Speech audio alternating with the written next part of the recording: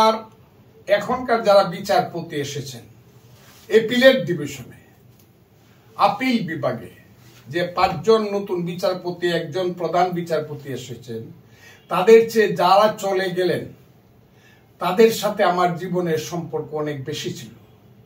আজকে আমার বলতে দ্বিধা নেই, বাংলাদেশের যে চিফ জাস্টিস পদত্যাগ করেছেন, তারপরের জাস্টিস যিনি এনায়েতুর রহিম পদত্যাগ করেছেন, তারপরের জাস্টিস জাফর আহমদ এবং জাহাঙ্গীর সাহেবরা যারা পদত্যাগ করেছেন, আমি খুব ক্লিয়ারলি বলতে পারি এরা আমার জীবনের সবচেয়ে কঠিন দিনগুলোতে ছাত্র রাজনীতির সাথী ছিল।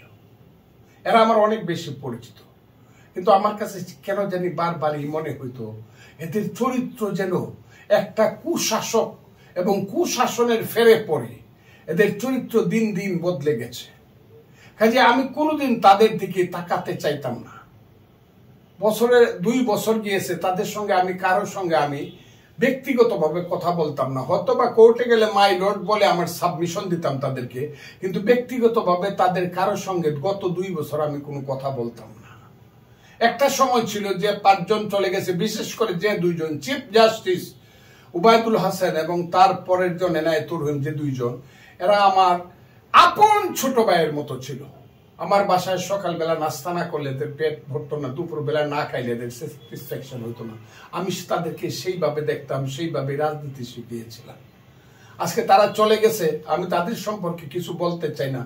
আমার যেন মনে হয় তারা কোথায় যেন ভুল করে গিয়েছে, এবং আমার তাদের প্রত্যেকটা আদেশ, জাজমেন্ট ওই ব্যাপারে, রাজনীতির ব্যাপারে, কোঠা রাজনীতির ব্যাপারে আমার ভুল মনে হতো। এবং তারা সরকারের কথাটাকে এখানে প্রাধান্য দিয়েছে, কার কুপরামর্শে আমি জানি না। আমার কাছে মনে হয়েছে তারা ভুল করেছিলেন, তারা চলে গিয়েছেন। এখন যারা এসেছেন তারা সবাই হাইকোর্টে, যারা চলে গিয়েছেন তাদের চেয়ে সিনিয়র ছিলেন। কারণ হাইকোর্টে জনাব সৈয়দ রেফাত আহমদ সহ যারা এসেছেন তারা সবাই হইল চিফ জাস্টিস যিনি ছিলেন উবায়দুল হাসান এবং এনায়েতুর রহিম, তাদের সিনিয়র ছিলেন। কিন্তু রাজনৈতিক কারণে হোক বা অন্য কোনো কারণে হোক, হাসিনা সরকার বা হাসিনা সরকারের রাষ্ট্রপতি তাদেরকে উপরে নিয়ে এসে তাদেরকে সুপারসিড করেছিল। এবং সুপারসিডের ব্যাপারে আমার 45 মিনিটের একটা বক্তব্য আছে। যে বক্তব্যটা যদি না শুনে তাহলে বাংলাদেশের 52 বছরের বিচার বিভাগ সম্পর্কে আপনাদের অজানা থাকবে। দয়া করে সেই আমার ওই বক্তব্যটা শুনে নিবেন। সুপারসিড করার কারণে কত ক্ষতি হয়েছে। এখন যারা এসেছেন তারা খুব ভালো বিচার জানেন, জ্ঞানী, গুণী, এবং চিফ জাস্টিসের ব্যাপারে আমার ভীষণ উচ্চ ধারণা। আমি তার সম্পর্কে বলেছিলাম ব্রিলিয়েন্ট জাজ।